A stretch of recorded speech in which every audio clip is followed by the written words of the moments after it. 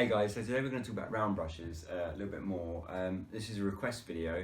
Someone asked me about round brushes and what size you need for your hair. So what I thought I'd do is I'd talk a little bit about sizes and types of round brushes and what they're generally used for. Like these are all going to be general rules. So if you use a different type of round brush for your hair and it works for you, brilliant. Some of these rules I don't really go along with, some of them I do, but what we're going to talk about today is just general rules.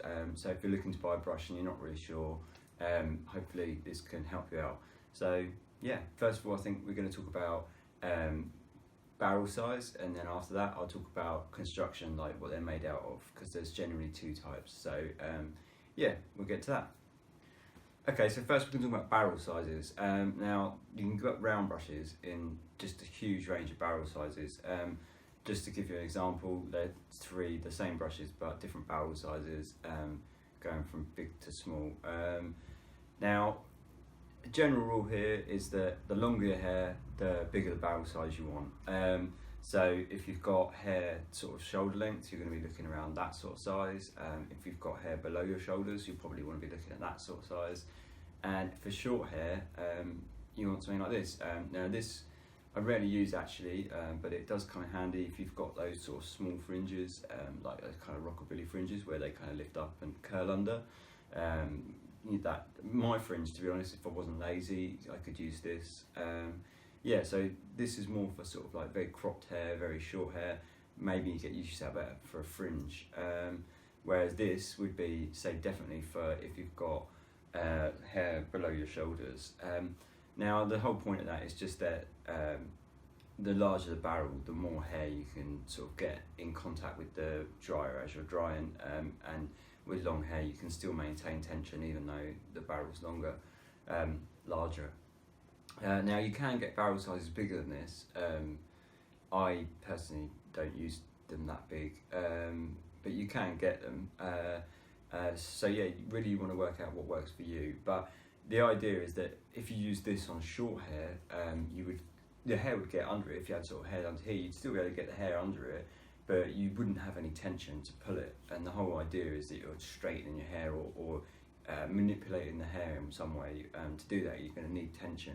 So yeah, you can stuff that under a bob, and it's going to dry your hair, but you're not going to get much tension there. So it would be sort of not going to work with that. Whereas you got longer hair, you can you're going to be pulling it right out, so you're going to still be able to get good tension even with a large barrel size. So really, it's quite common sense in a way, in the sense that you're just looking at barrel sizes. You're just going with, if your hair's long, you want a large barrel size. If your hair's short, you want a smaller barrel size. And then say you get the kind of specialist ones like this, which are more for like very cropped hair or fringes and things like that. So that's more or less the general rule for barrel size, and it's pretty much common sense. Just the longer your hair, the larger the barrel size you want. If you want to do a specific thing, then you start looking at different barrel sizes. Like if you want a curl, then you're going to want a barrel size that correlates to the size of the curl you want. So if you just want a loose wave, like a big kind of beachy wave, then you're going to be looking at a barrel size that may be bigger. If you want sort of like the kind of general sort of curl, that sort of not a tight curl, but it's a bit more of a curl than a wave, then you're going to be looking at a medium size, something like that. And I mean, that would be not really good for curling, or I mean it would work, but yeah. The other thing is beveling, which is tucking your hair under. So if you've got like a cropped bob or something like that, or perhaps you've got shoulder length hair and you want to bevel it out, beveling means just curling the ends of your hair either under or outwards. Beveling, that depends on the size of the bevel you want, but you don't want anything large. That's the biggest you really want for beveling. Now this does bevel really well, and it will bevel under really nicely. This will give you a nice smooth sort of curvature inwards, but beveling outwards, not that great. I mean, it will work, but it's not that great. Beveling outwards, you probably want a smaller brush, because you'll be able to get that tighter curl, because hair naturally will want to fall inwards anyway. So you need to manipulate the hair more to get an outwards bevel than you do an inwards bevel. So an inwards bevel, a medium-sized barrel would definitely do that, but an outwards bevel, you're going to want something smaller so that you can really get that curl quite tight, and then when you take the brush out, it'll it'll loosen off anyway, with the obviously gravity pushing your hair down. Because if you think about it, when you're beveling inwards, your hair's coming inwards anyway, so that's going with gravity. But if you're beveling your hair outwards, it's coming up, and that's going against gravity. So you generally want to be manipulating the hair more. So you're going to want a smaller size for that. Yeah, say for fringes, this works quite well, but for larger fringes, a medium size will work just as well. But I do find this would be probably your best option for a fringe, getting something small. Now there is one other brush that I've sort of chucked in as a kind of wild card, which is a 9-row. Normally these are you see them as denmanns, where they're kind of black with the pink rubber bit and the white bristles. But you can get them in 6 or 9 rows. It's not much of a difference really. 9-row is more for leaf drying and things like that, which is where you're picking it up and drying, straightening. And obviously not with 9-row as well, because it's more of a curvature. You're going to be able to get more bevel if you want to do that. But with fringes or short hair, if you want to just get straight hair, you're not really going to be looking at this, because I mean, the general use of a brush is to sort of manipulate the hair, right? So you either want to get it straight or curly.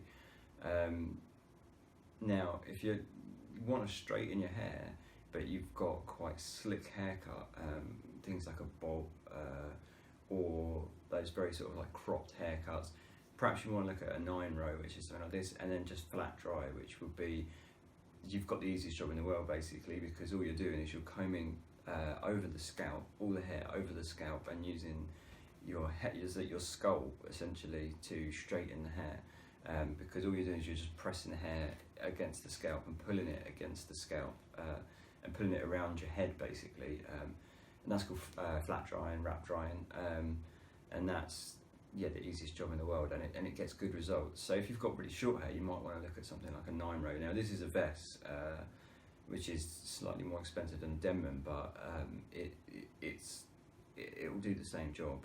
I used to use a denmann all the time until I ponied up and bought an expensive one. So that's more or less barrel sizes anyway. So now we're going to talk a little bit about what they're made out of, and the two sort of main materials that you'll find, what the use of those are. Okay, so talking about construction, normally, general rule is you're going to get boar bristle or ceramic. Now, they're for 2 different purposes, but they'll both do the same jobs. But one is sort of, general rule is better than the other. But you'll find, I say, if it works for you, it works for you, whatever. So first of all, we'll talk about ceramic. Now ceramics, they usually have like just nylon bristles with a ceramic barrel with lots of holes in. And what that is these are good for straightening, and they're good for curling as well, because they work like a heat tool essentially, because the ceramic heats up. You also find they're made of sometimes like titanium or sort of like all these fancy alloys, which is more or less just marketing, but it's all for the same job, and they all look kind of roughly the same. And that's so what they're for is essentially using it like a heat tool, like a straightening iron or a tong, because you're using the air from the hairdryer, the hot air, to heat up the barrel, and then using that barrel to manipulate your hair. So they're more for if you want to get like a straighten your hair, like strictly straighten it, or but more for curling. So that's what you want to go for if you want to get, especially if you want sort of big waves, and you're using a large barrel, you're probably going to want a ceramic brush to do that. So that's ceramic, and that's what that's mainly used for. Now the other material you'll get is boar bristle, Now boar bristle are mainly used for straightening and smoothing, and what they do that the ceramic brushes don't do is because it's a natural bristle and they're very dense, they pull the sebum, the natural hair oils, all the way down through your hair. So if you find you've got sort of damaged ends in your hair, very dry ends, then perhaps you might want to look at a boar bristle, because it will help to pull the natural oil of the hair all the way down to the ends. And that's what they're really great for, and they give a really kind of like creamy, luscious look when you've finished. This is going to give you a very slick look, whereas this is going to give you a very rich look, and it depends what you want really. Now you can still curl with boar bristle, but it is difficult, or it's more difficult because you're not using the heat of the barrel, you're using just the hot air, so it is slightly more difficult. But you can get a curl with it, but it's for example, this brush is amazing, and I can curl really well with this brush, but it's just simply boar bristle. But there you go. But say the general rule is curling and straightening. But say the boar bristle comes with the extra advantage of that. It's kind of, they're really great for giving you a really rich look to your hair, a very well conditioned look to your hair, and especially if you've got damaged hair, like damaged ends, you might want to kind of look at a boar bristle. Now the difference between boar bristle, you can usually find that they come in a white and a black variety, where you get white boar bristle and black boar bristle. The difference there is that white boar is, as a general rule, white bristle is softer than black boar bristle. So you'll get more tension with the black, which means it'll be amazing for straightening, but you might need a softer boar, especially if you've got very lightened hair, like you've bleached it a lot, or it's damaged, or it's very fine. You might want to go for a white boar bristle because it'll be more delicate on the hair. It won't kind of rip through as much. Not that they rip through, that's not a good word to use, because brushes are not made to rip your hair out. But the point sort of stands that it's just sort of softer on your hair and a little bit more gentle. That's not always the case. This is a white boar and this is a black boar, but I find they're about the same tension. This gives pretty great tension. This is a YS Park. This is an Ibiza, by the way. If you're interested in the brush makes, I do have another video that sort of goes through a lot of these brushes. I'll put a link to that if you are interested in specific brush types. But yeah, you'll find that white boar is in general softer. So if you've got damaged hair, very lightened hair, bleached hair, all very fine hair, you might want to go for a white boar bristle. But if you've got sort of strong hair and you want to get a real, this will get real tension, really will straighten your hair nicely. Not that a white boar won't, but it's just for two different reasons. But the black boar will definitely straighten your hair. Now, you tend to get sort of odd jobs like this one, which is a ceramic boar bristle. So it's kind of in the middle, where it's kind of crossing both of these. So it's got a ceramic bristle, a ceramic barrel, but it's got boar bristle. I really don't like this brush. In fact, I hate it. I don't really see the point of it, and it just rips hair like a beast. Because the thing is when you're curling hair, you're curling the brush up into the hair. Because these are just sort of loose nylon bristles, or there'll be sort of sometimes ceramic bristles, things like that. But because the bristles, the density is a lot less, you'll curl it up into your hair and you'll find that it slides out very easily. You'll be able to get it back out of the hair quite easily.